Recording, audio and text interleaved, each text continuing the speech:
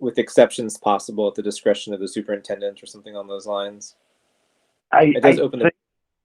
Yeah, and I mean, it's not, I'm not trying to mandate what would happen in the future, right? It's just to give that flexibility because I think that's one of the things that's come out of this review, especially with population size of towns, that there's a huge discrepancy between the most populous town to the least populous. Yeah. Yeah, and I guess one could argue that if we put the language in as it's written on this document, that um, people might object to something like that based on this line, saying, "Hey, if I'm a Paxton town payer, why am I paying for transportation for a Sterling student to go to Princeton or something?" Are the parents solely responsible for the transportation of the pupil, unless otherwise something by the superintendent? I don't know what the word is there. Unless otherwise, Linda. So just one detail. So currently, if you want to have your kid go to a school in a different town, you drive them through your town up until the closest bus stop, and then they can get on the bus there.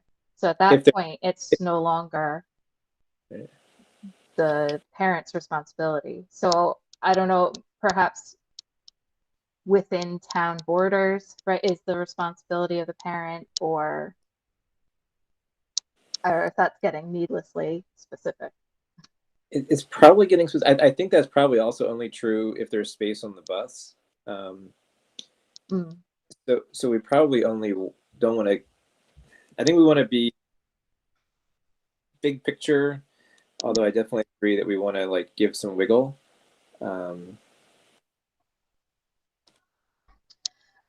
Would it be the transportation? Sorry, let me figure it out and then I'll speak. Sure. And I guess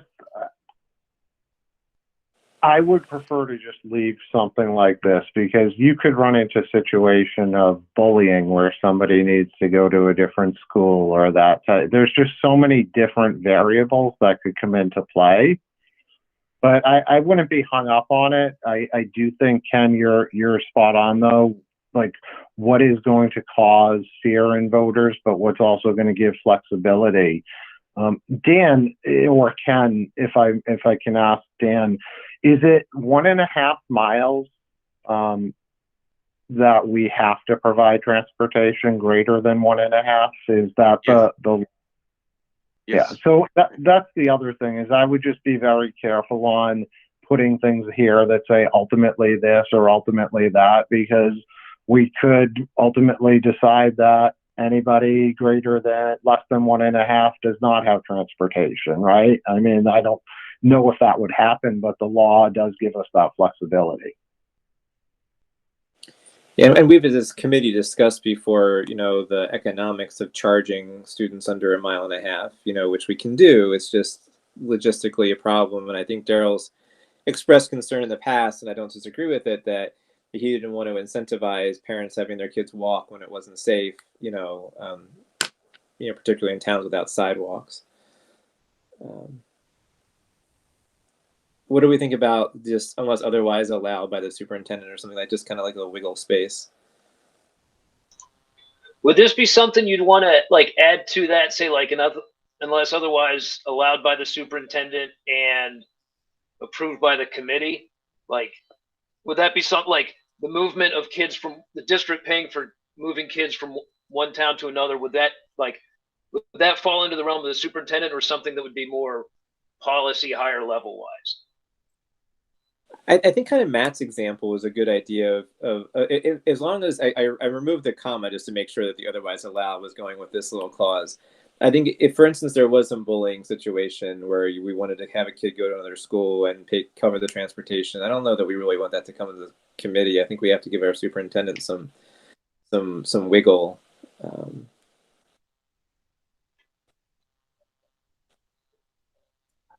I think that if you're going to include wiggle, then the word solely should be taken out. Sounds good.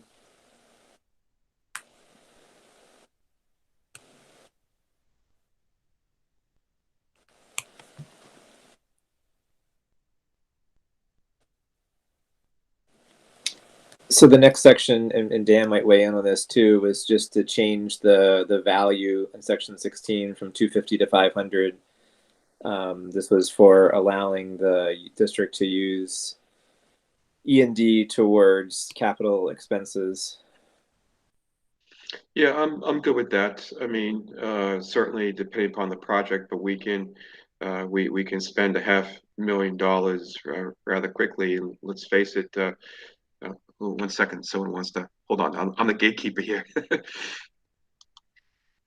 And let's face it, roughly 6, 7 years from now, we'll be doing the field at the high school over again, just given the warranty. So, thank you for that. And we had a public member joining us. Can you just identify yourself so that Linda can add your name to the minutes, please? Jennifer Green from the Advisory Committee in Princeton. Okay. So are we good to move on?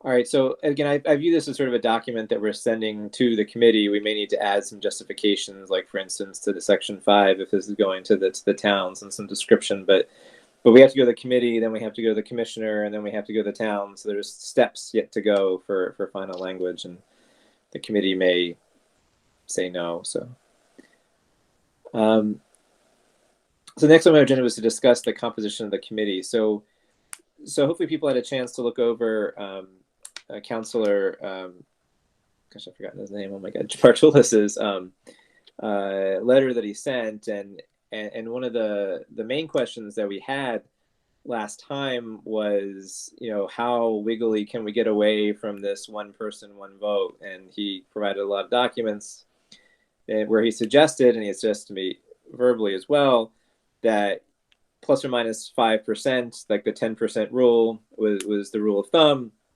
And he provided some court documents that were in the folder to support that.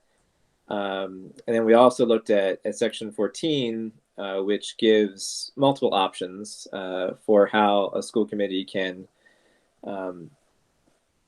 be, right? How we can exist. So I try to come up with some possibilities, and I know Carl had sent along an Excel file that we can also discuss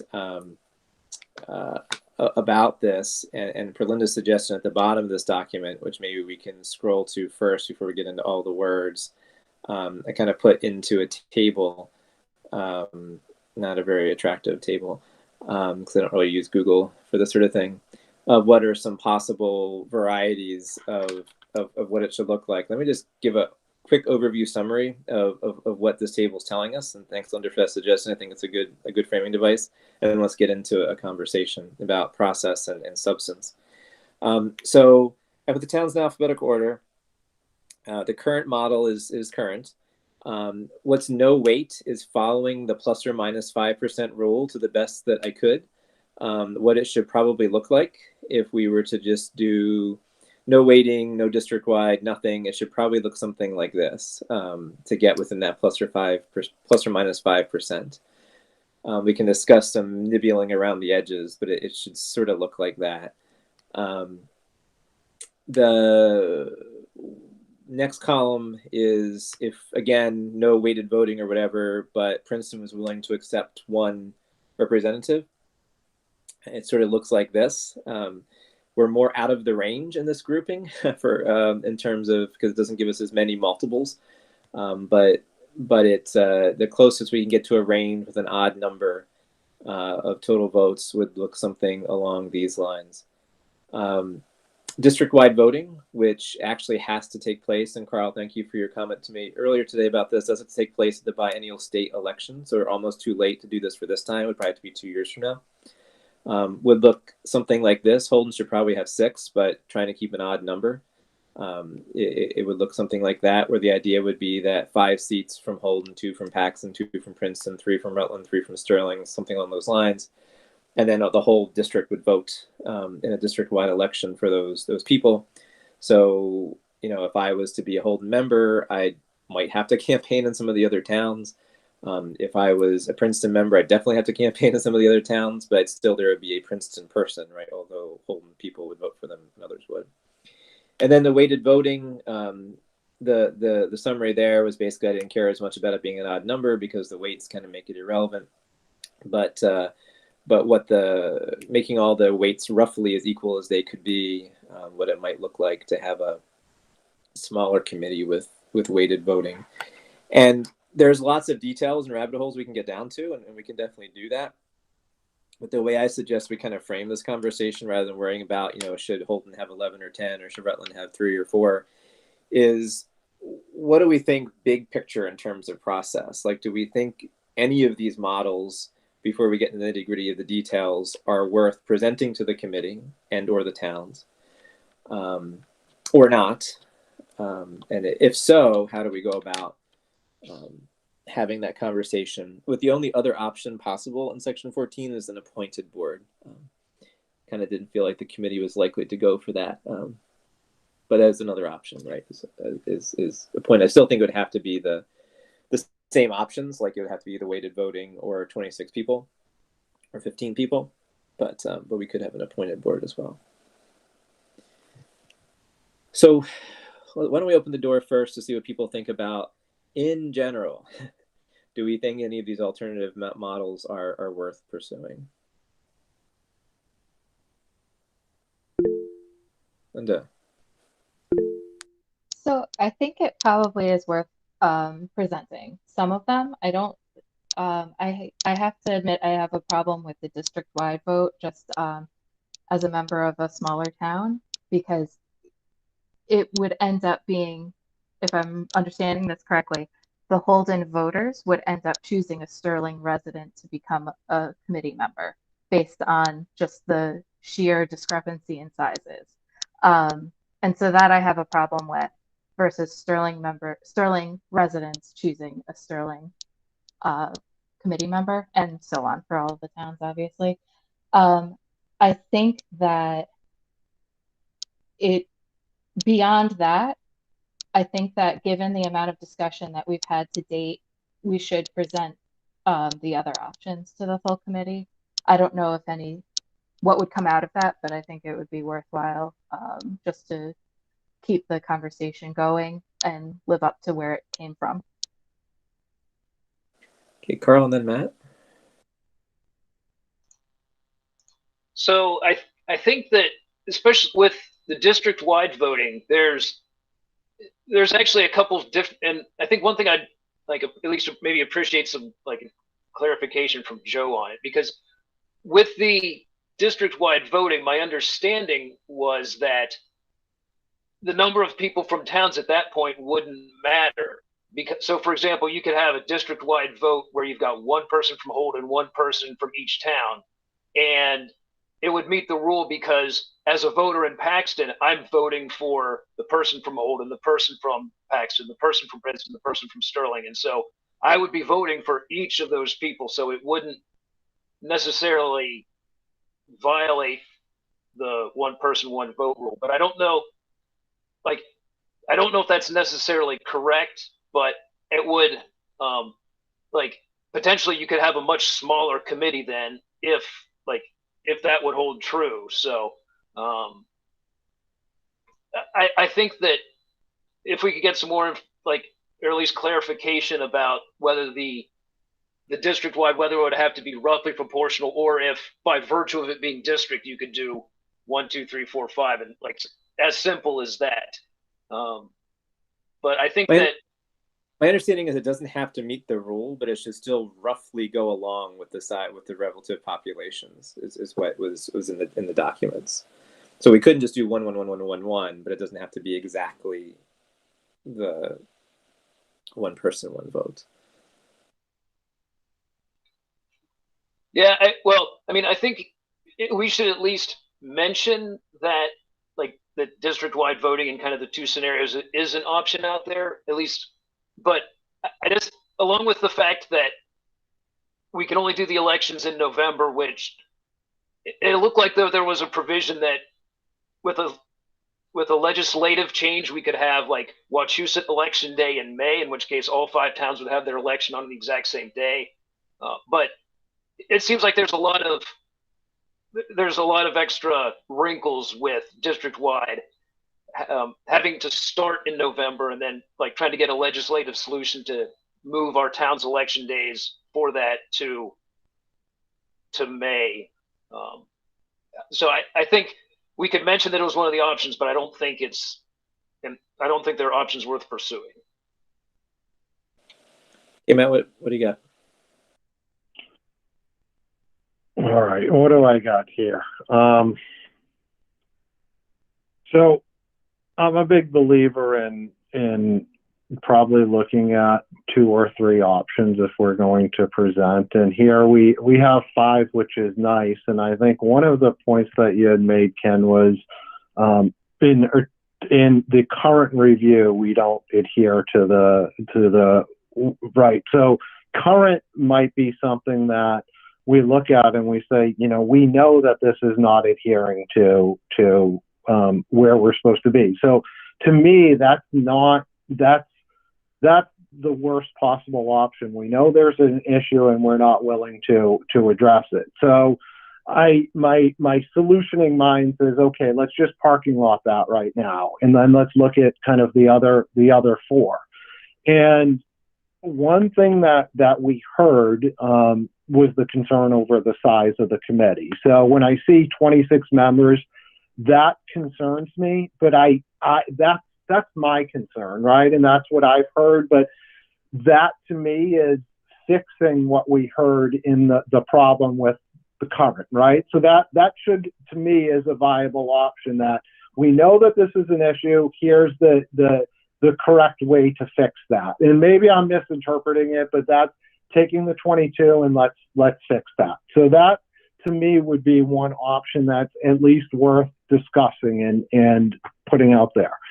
The other 3 options, I look at this and I think the district-wide vote creates a lot of probably concern for the less populous towns for reasons that have already been addressed, and that changes the dynamics of when an election happens. So I'm not sure if that's the right fit. So I'd almost look at the no weight 1 rep or the weighted vote, which are the 15 and the 16, because I think those address the size of the committee, but they look at them from a little bit of a different lens. And that would be how I'd probably look at approaching a discussion to kind of keep it moving, that here's the problem that we have today, and here's what we looked at, and here's probably the most viable alternatives. And I'm not saying that anything needs to get suggested, but when I look at solutioning and what problem we're trying to solve, it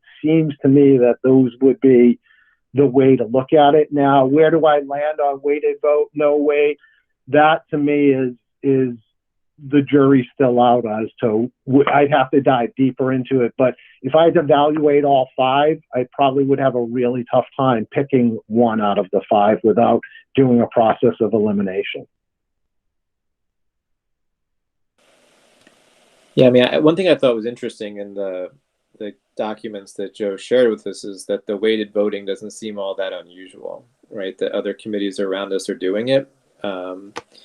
And when we went through this process 8 or 9 years ago, I feel as though it was presented as some weird thing. It probably only becomes weird at the moments where there's a really close vote, which probably doesn't happen. I say this right before we pick a superintendent, but probably doesn't happen that often, except for budgets and superintendents. So in really important stuff, right? But on a day-to-day meeting, it probably wouldn't rear its head super often. So Ken, I would add one thing as I look at the difference between the no weight 1 rep and the weighted vote. It seems to me the big difference there is the Princeton having 1 or 2 two reps, right?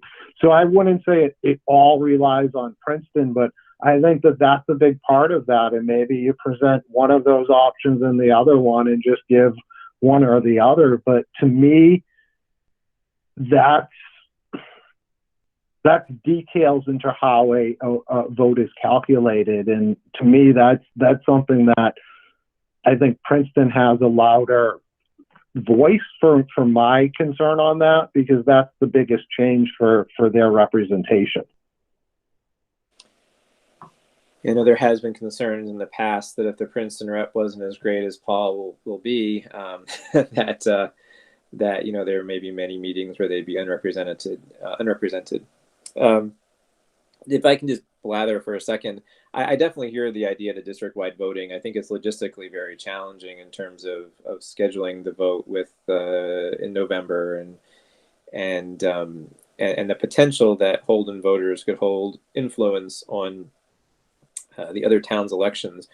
So I don't think it's particularly viable, but I will say one thing I liked about the principle of it was that, you know, it makes us the Wachusett Regional School District Committee a little bit. So things I've heard in meetings where we talk about, well, let's get to, you know, a budget that 4 of the 5 towns can live with, or, you know, how is this affecting this particular school in my town?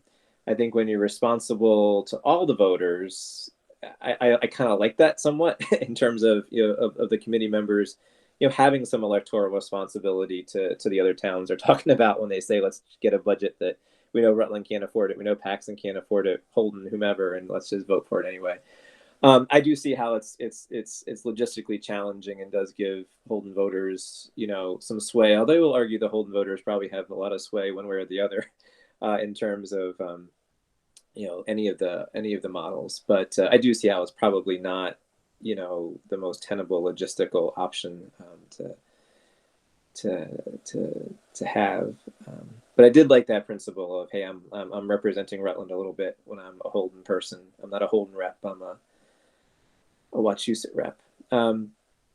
But you know, we can dive deep into some of the details here if people want. But what I'm hearing is that maybe what we do for the committee, and we're going to think about how we're going to process this. So there's a whole bunch of people staring at us at the end of it and not knowing where to go. Is, you know, we present the current, which I kind of agree with Matt. It's sort of untenable. It might be where we wind up if it doesn't work out that we pass a change, because, you know, we have to make a change, right, to change it. And if the change doesn't pass, the change doesn't pass. But it is not right, technically, right? So I do think presenting the other 3 options as options is with some running commentary, you know, which can either be written or will probably also have to be out loud of, you know, if we just modeled our system to be, you know, the no weight system, we're sort of making the problem that we were sort of addressing worse. We're fixing another problem, but we are making the committee larger. The 1 rep, you know, has the issue with Princeton, and the weighted vote could potentially be confusing. I kind of think it almost cuts the middle a little bit in terms of, personally, in terms of Princeton gets their 2 members, but they don't get an outvote weighted vote on the committee. It seems like a happy medium a little bit. But the other concern I think the committee is going to have to work through, it maybe we should talk about a little before we move on, is if we're putting options out there, 15, 16 options, you know, we've heard concerns from committee members in the past that, you know, there's too much work already, and the subcommittees, you have to do too much subcommittee things and whatnot. You know, what do we think about that? Can we continue our same? Would the committee have to change its structure and get rid of some subcommittees and do more work at the main table, or is 15 or 16 enough to still do stuff in the subcommittee? Yeah, Paul? If I recall correctly, isn't 15 or 16 the size of the largest school committee in the state, other than us? There's probably some VOTECs that are larger than that, but probably largest regional ones, yeah. Yeah, so it seems like 15 to 16 seems more than adequate for other districts. Yeah, Matt, what do you have?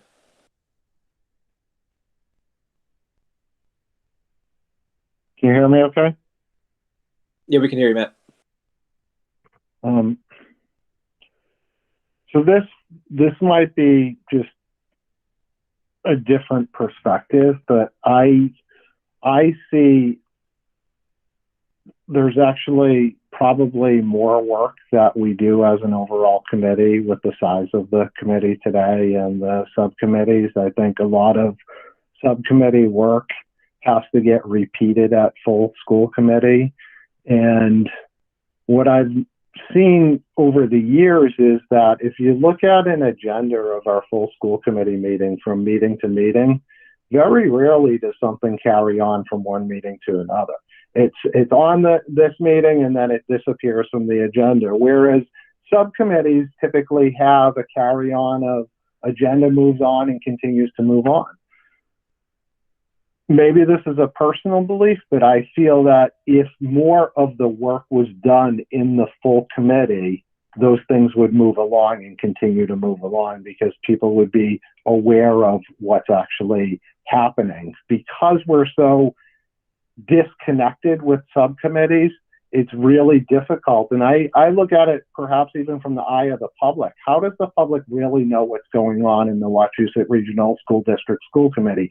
They would have to pay attention to all of the subcommittees and then hope what gets discussed at the subcommittee actually gets brought up to the full school committee. And a lot of it doesn't. So that to me is, when you look at how other districts operate, the big district that neighbors us, their agenda is completely run different than our agenda is. It's very much a continual thing, and things don't drop off from the agenda until they're actually resolved. And that's been a concern that I've had for 6 years on this full school committee, that things will just disappear.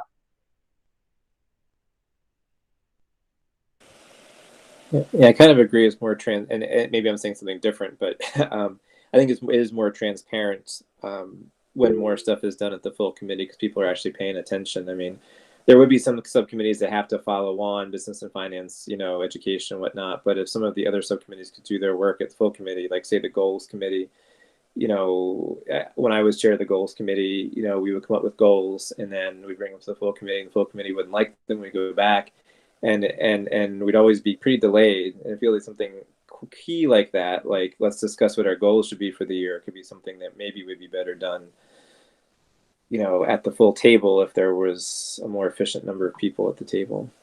Carl? No, I mean, I was actually, kind of echoing. I mean, you could, I certainly, I could see, as you said, having fewer subcommittees doing more work. And I could see even going to the full, all the way to the other end and not having any subcommittees.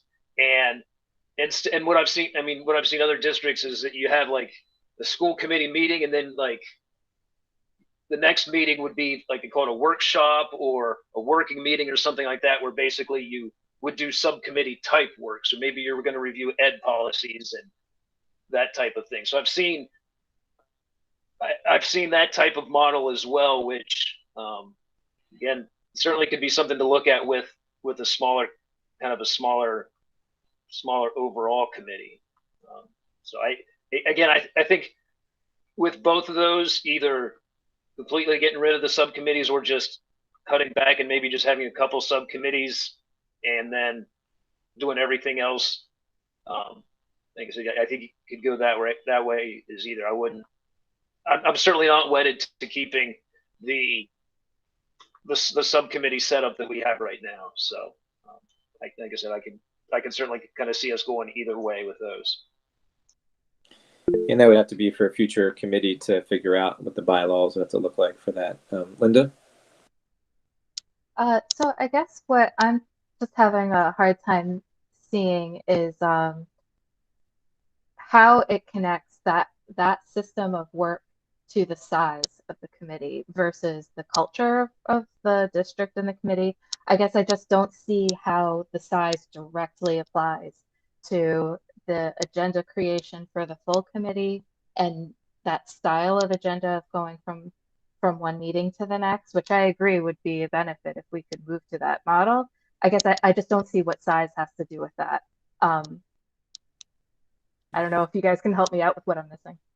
I guess my take, Matt, you might have a different one, is that it's almost just efficiency. I think that, when the committee goes to do work like drafting goals or policy work, and there's 22 or potentially 26 voices at the table, it's just ungainly. And if there's a slightly smaller number, it might be able to be more gainly. I don't know if that's a word, but Well, so I guess what I'm pushing back on with that is I don't see a material difference between 22 and 15 when it comes to those matters, right? I mean, that's still a lot of people to have at the table to be doing policy wordsmithing and changes. So I guess that's just where I lose it there at that point. I just don't really see much of a difference, to be perfectly honest, between 26, 22, and 15 members. It's still a lot of people at the table.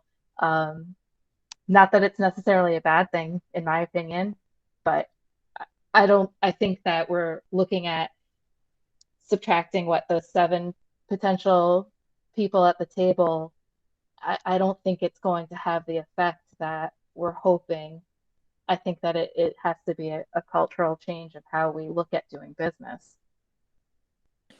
I mean, you might be right in terms of, that you might have to live with it for a year to see if we went to smaller numbers to see, okay, like with subcommittees, what does this look like? How are we behaving? How is it?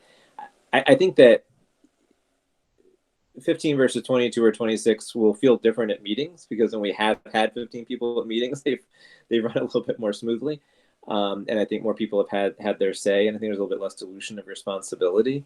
But you may be right in terms of subcommittee. I think it's sort of hard to predict until we do it. Paul, and then Matt. I was just going to agree on the one hand with Linda that, there is, not as much difference between 22 and 16 or 15 that we might like. But on the other hand, it does mean that people are likely to stick around longer. It seems like we've got some. It does seem like the committee is large enough where it does have trouble keeping members for a very long time, and more consistency amongst personnel might lead to efficiency down the line as well. Matt?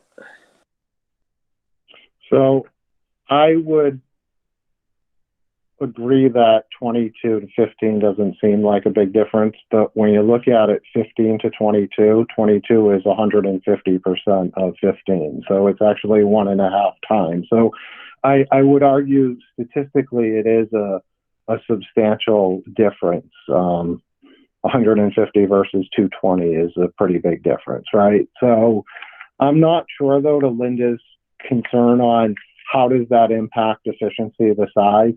I guess I look at it from a perspective of if more is happening, and it's probably a combination of culture, but can size influence the culture, right? But if more is happening at the big table of the full school committee, there's probably more knowledge that business and finance knows what's going on in education, which knows what's going on in superintendent goals and evaluation. And to me, that's a cultural piece, but it's also, I think, giving people exposure to that information and that continuum.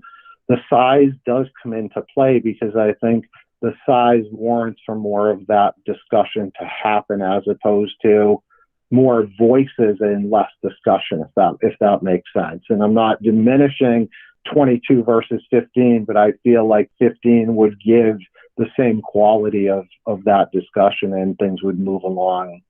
Maybe that perception's off, Linda, but I think it's something that there's probably a correlation at some point between when things get inefficient due to size. I don't know what that number is, but number might have an influence on that.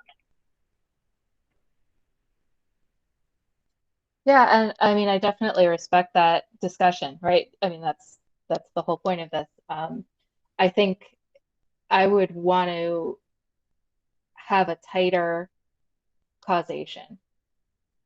If we're talking about fewer seats at the table, that's fewer literally fewer people from our towns who are directly involved in the school district in this way. So I think that it just bears serious thought versus feelings or hopes or assumptions. So that's where, and maybe the only way we get to that is through experimenting.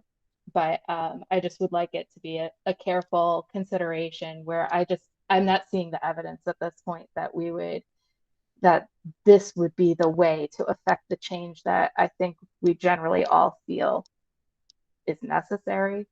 I think there probably are other means that wouldn't cut off the representation from our towns. So. Yeah, I totally agree that it can't stand alone.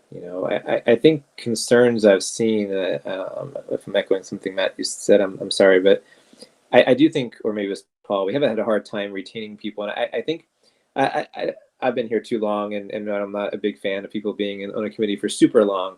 But I do think we've had a habit of people appearing on the committee and then 3 months later resigning, potentially because they're feeling as though they're not being able to contribute in the voice size. I also feel part of that is attributed, and I mean, I'll start off this conversation by saying that Lance was fantastic. I think as a school committee member, he was a write-in both times, right? So he, I think, is a good example of write-ins. But I think when many of our towns every year are going to the write-in for someone who didn't go through the process of putting their name on the ballot because there's not enough people stepping up, I think all these things are kind of related. I know Bob Levine at our meeting was talking about, this was not his phrase, but his idea of this dilution of responsibility. Like if I have 11 members on my committee, I don't know who to call to like actually make sure that I'm getting my voices apart. But if I got 5 or 6, I feel like, or in other towns 2 or 3, you're the person. Like I got to go to you and know who's representing me. So I'm not saying these outweigh the number of voices. Because we've had a hard time filling these seats and keeping them filled for a full term, which I don't know is super healthy. Now, maybe having fewer numbers doesn't fix that, but I don't know. Linda? Sorry to interrupt. No, I mean, that's what struck me in this chart is just look, I mean, I always obviously am going to zero in Sterling. So we currently have 4 seats, but we have 3 people occupying them, right? And so looking at some of the other options, looking at going up to 5, that seems kind of crazy to think about. Well, we can't even fill 4 reliably. But then looking at 3, I was wondering if we have like what the average number of members per town actually seated in a given year, over time. I don't know if anybody keeps that kind of data on school committee memberships for Wachusett, but it would be interesting to see if there is like a natural level that arises. Anecdotally, but with no data behind it, your town's has historically not been the best at that, I'll have to say, of keeping its seats filled. And then Holden probably too, because there's just so many, that any one person resigning happens. But every town has had its moments, with that. Princeton had a member who was on the committee for a while, was never actually seated, and then eventually left, for multiple months. So, who was elected by 3 people, because it was the 4th or 5th person on the write-in. So, I think those are problems. Maybe in the current climate there'll be more competitive seats, but I suspect at some point it'll return back to where it's been.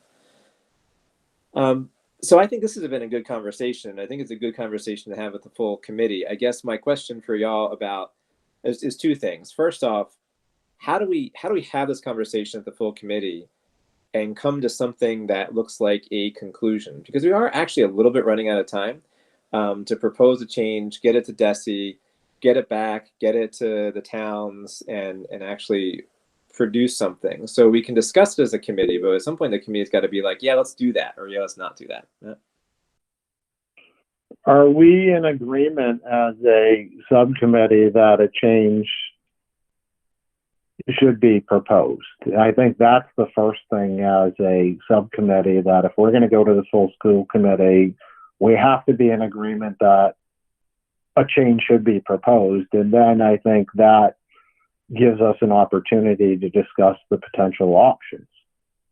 If we're not in agreement, and I'm not saying that we have to be, everybody is gun forward for one of these solutions, but I think that's how it probably has to be approached, so people get over the hurdle of we feel that a change is needed because of this, and let's talk about the options. And then I think people are less resistant to fight any change, because change is tough for anybody in any situation. The easiest thing to do is not change. Yeah, I kind of agree with him. You sort of sold me a little, Matt, where you're pointing out that the current model is, I mean, it might be what we default into, but it isn't really okay, right? And then we kind of know it's not okay. Well, the last time it's pointed out there, and the last time we presented this, the feedback we got was directly related to that. So the question is, do we continue to ignore feedback like that? I'm not the type that ignores feedback like that, right? That's something that and let's address that. So that's kind of my thought process on it, but I don't know how other people feel, as if they're as compelled to at least present some change related to that. Carl, what do you have? I mean, I was just going to echo. I mean, Matt did really lay it out pretty well that the status quo, really, we can't stick with it because it's flawed. There's flaws with it, and we really do have to try and get it fixed. And so, I mean, I think the discussion for the full committee, we can kind of lead in with that, and we can say, we can't stick with what we know. We know that it's messed up. We got to fix it somehow. And then we can say, well, if we want to just kind of keep things where they are and fix it, that's going to bump us up to 26.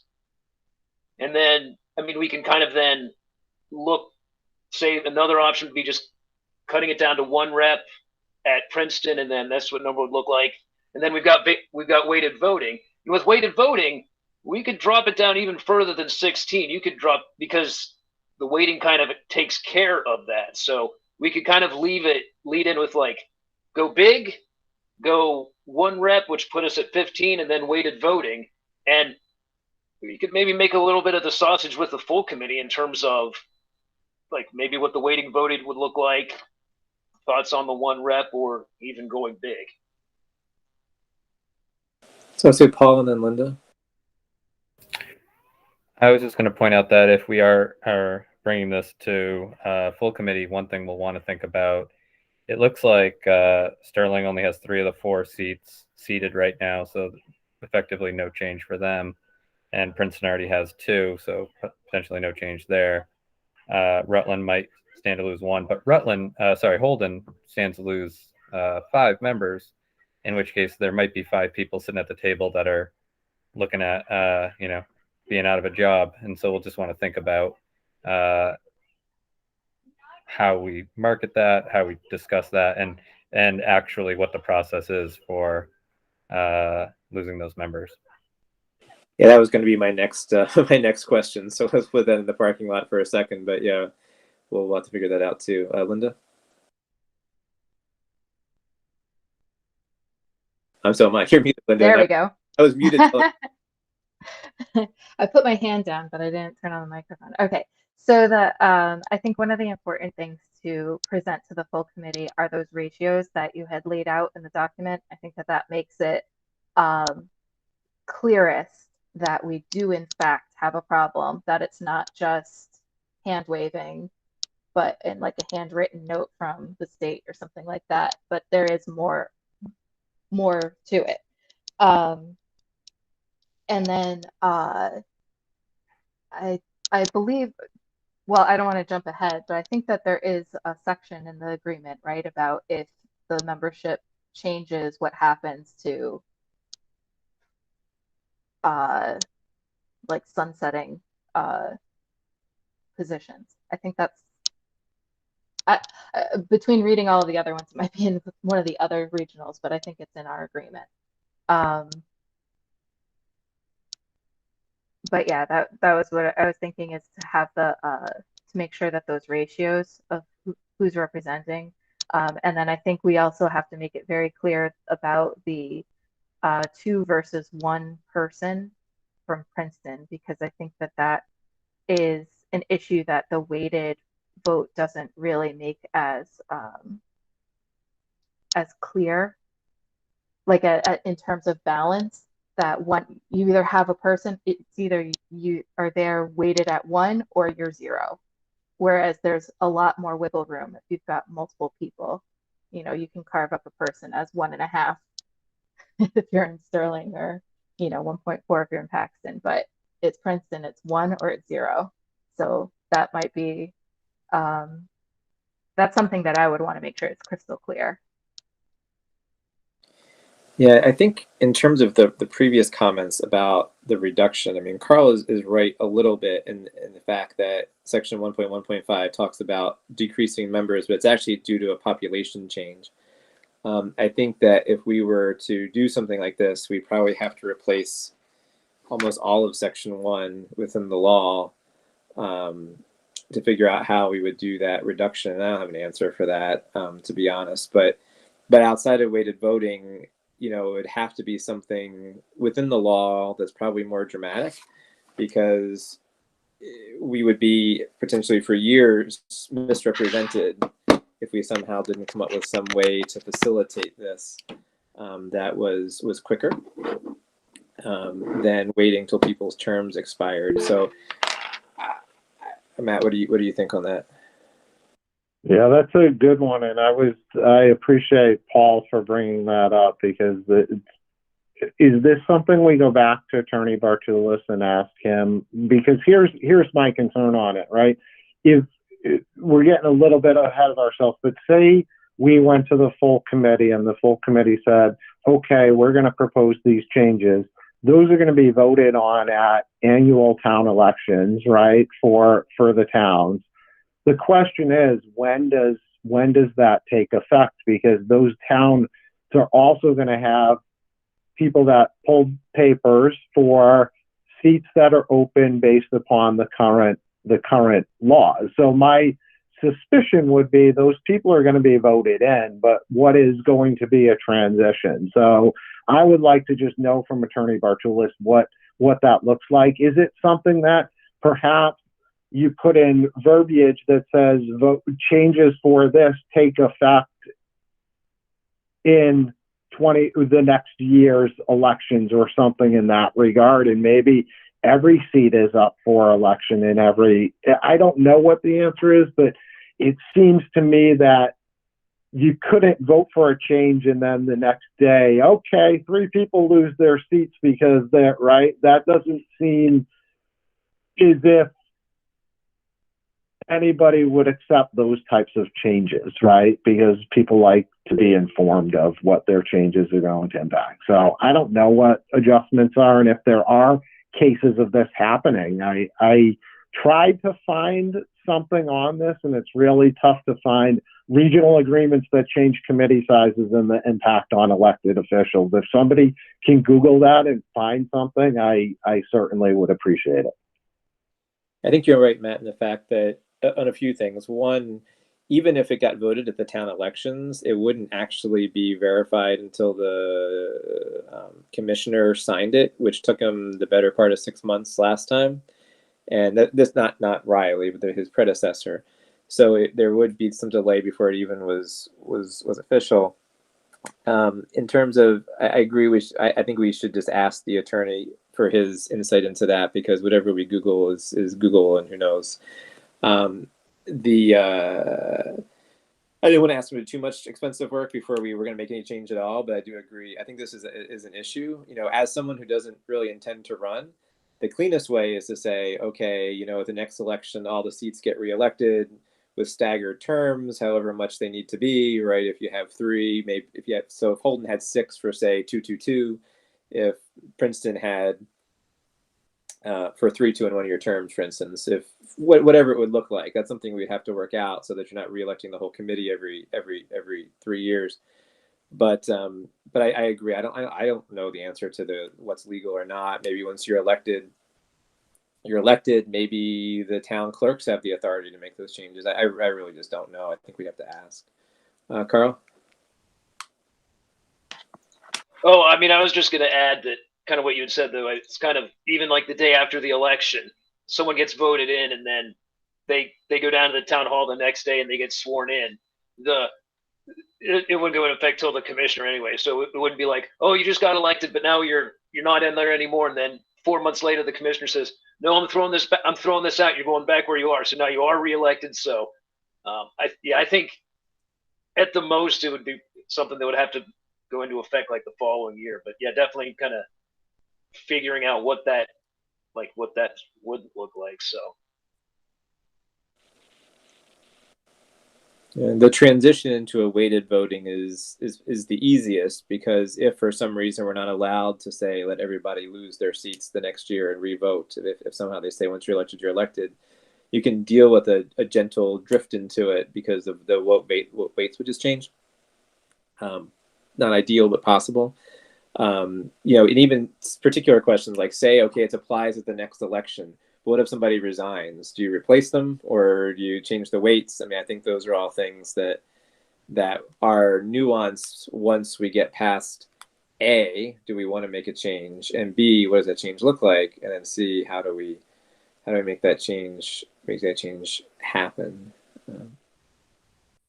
Now, just throwing this out there, what I would think we should do, but we need to do in a timely way, something this momentous. I think I like the model of give the committee an idea, talk about it, take the input, and then come forward with a motion at a subsequent meeting, rather than ask them to vote at the meeting where it's presented to them. I mean, we may get just such awful feedback from any of these other models that all we propose is the change to 26. Now, when I came up with these systems, I know it's not what everyone did, but I didn't try and come up with some sort of rubric of like 1 to 2. This change gets 2 new members. It just seemed like, to me, it seems simpler to be like every 5 years, just recalibrate, rather than say, this math of every 3 years, which isn't the length of the thing. And most, from what I was reading, it seemed like they mostly just said this is how many people there are. It didn't seem like there was like algebra in regional agreements.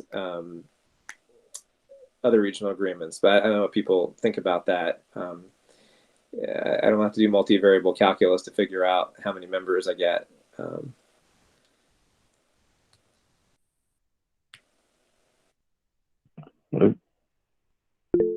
Matt? I would agree, Ken, that I think if it's every 5 years recalibrate, that could be so I'll go back to your first point of, I'm not a big fan of going to the next meeting and saying, let's put a motion forward without getting that feedback. I think it's important to get that feedback, but I look forward to, okay, what happens when we do put a motion forward? Part of that might be, part of that is we're looking at recalibrating every 5 years. So that takes the next subcommittee away from going through this painful exercise of trying to figure out what makes sense, right? Like, I'm a big believer, let's set a solution here so when that recalibration needs to happen, there's no questions as to what it really means from a recalibration. Now, if you want to change it later on, go right ahead, but let's have it where it mathematically makes sense and logically does. Yeah, Paul, you had your hand up and then down. Did you want to add something? I just put my hand up to fill the silence because I was agreeing with you in my head, but you couldn't see my head nodding. So yeah, it makes sense, everything you said, to bring it to the committee, see what they think, and then potentially come up with more concrete proposal to be voted on. Now, Linda, you had made a suggestion by email to me directly about the chart, and I made an ugly one for tonight, which is what we've had on the screen the whole time. So I think it was a good idea. I think what I might want to do is create a few more charts with kind of like that whole representation range thing in it, because I think that is kind of the key element we're trying to hit, right? In terms of, I picked 5 for Sterling, which actually makes them slightly overrepresented in the one, just because the argument of, oh, you're slightly overrepresented seems like less of a problem than, oh, you're underrepresented. In terms of selling it to the towns, when it was on the edge, right, between the two possibilities. So if I was to clean this document up and ask it to be put on a future agenda, ideally a week from Monday, it seems like we have a meeting every week coming up. Once Mike got us on an agenda, I'd want to try and have a subcommittee meeting later that week so that we could process it, because I to be honest, we're running out of time in terms of getting this done. In the meantime, I'll ask our attorney. I will ask our attorney. I can't even say the word. Attorney Bartulis, to begin looking into, if we were to make a change, how would we, what are the general principles involved with making a change. He may have a quick answer to be like, that's not your problem, town clerks deal with that, which may actually be the answer. Or we have to come up with some sort of formula for that as well, because we don't run the elections, right? The towns run the elections. So I'll ask about that. I'll put this more in a chart form. And then we'll have that conversation. So the gist I got from the conversation is that while we're not convinced making a change is going to solve any problems, we need to at least come to the committee and say, hey, this is the problem with our current model. This is why we think we need to change their current model. Here's 3 potentially things that solve some problems and make others that we've come up with. And get their feedback. I guess we should also get the feedback on the first few parts, but I don't think there will be much, because they're basically saying virtually nothing in the other parts.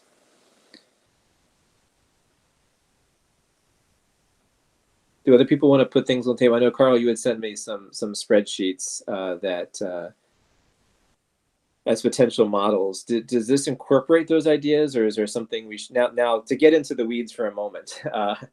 If we're going to present something to the committee, are there weeds to be had in this chart that I have here? It's on the screen right now that we want to kind of tinker with.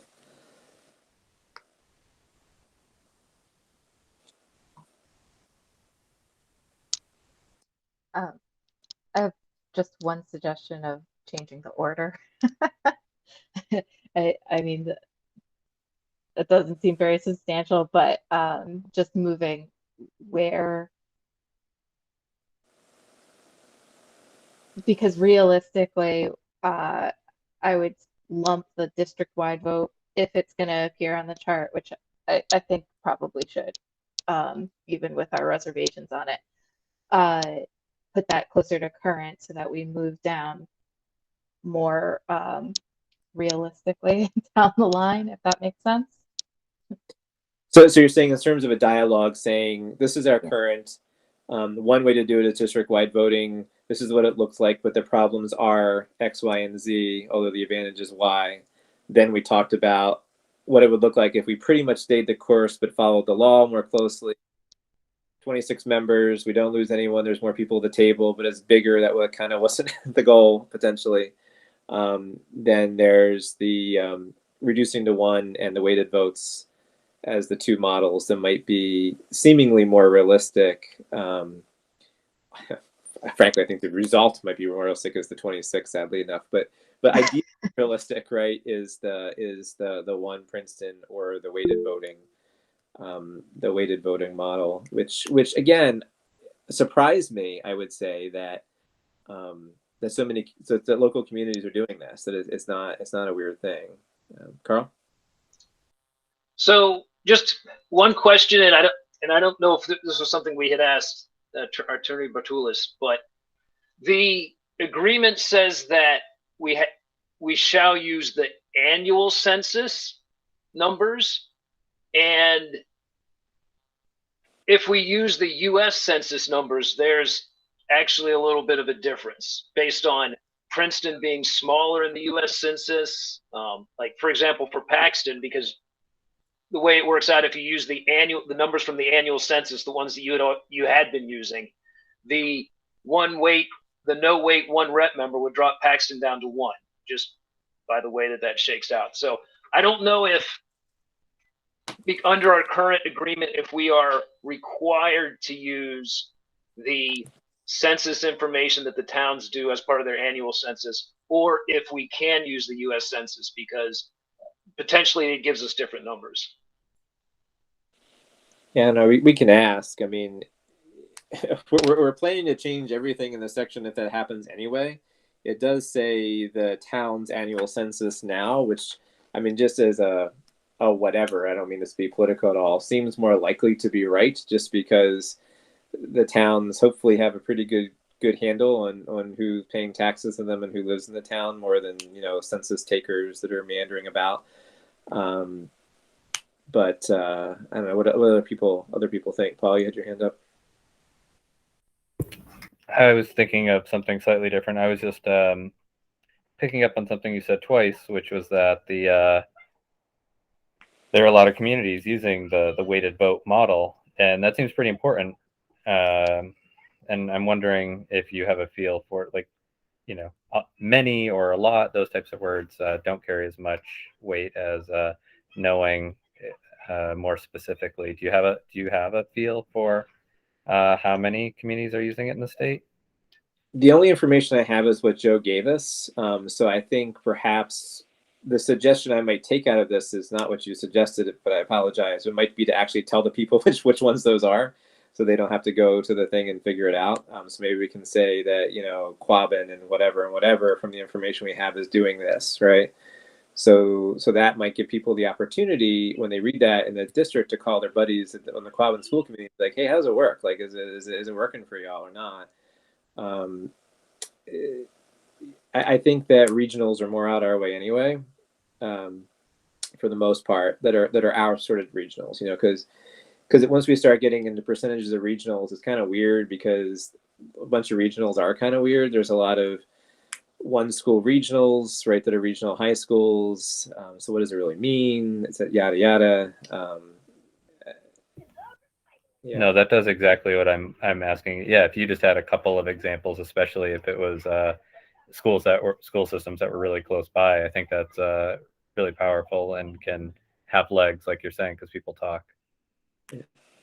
Maybe I can pull that out of what Joe sent us, because he gave us a list, but it was a little hard to follow. So maybe I can pull it out a little more directly, like these towns do this, these districts do this, and in case people want to go look at the wording or talk to people, you know, they got to be careful not representing the committee. But, you know, it's I imagine people can be like, oh, well, Quabbin does it, why can't we do it? For instance, you know, even without talking to anyone, it's not like Quabbin's falling apart.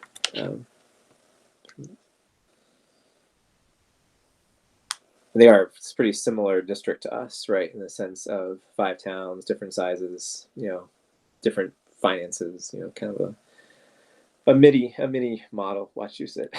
You know, Barry being smaller than Holden, of course, but having some of the same differences in sizes to its other member towns.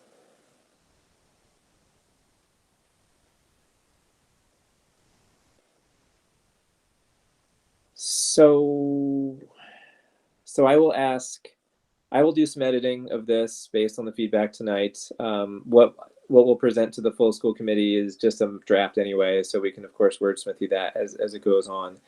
I will reach out to Mike to find out when we can get time on an agenda to do this ASAP. Once he tells me that, I will reach out to Randy and have her reach out to y'all about finding another subcommittee meeting so we can process it. I'll ask Attorney Bortoulis in the meantime about starting to look into sequencing big picture, not asking him for like a flow chart, which will probably cost us a lot of Joe Bartoulis time and money, but just what are the principles, right? So that if we get to the point where we need a model, that's at least on his radar. Not that we don't want to give Joe business, but I don't want to give him too many tax dollars until they're necessary.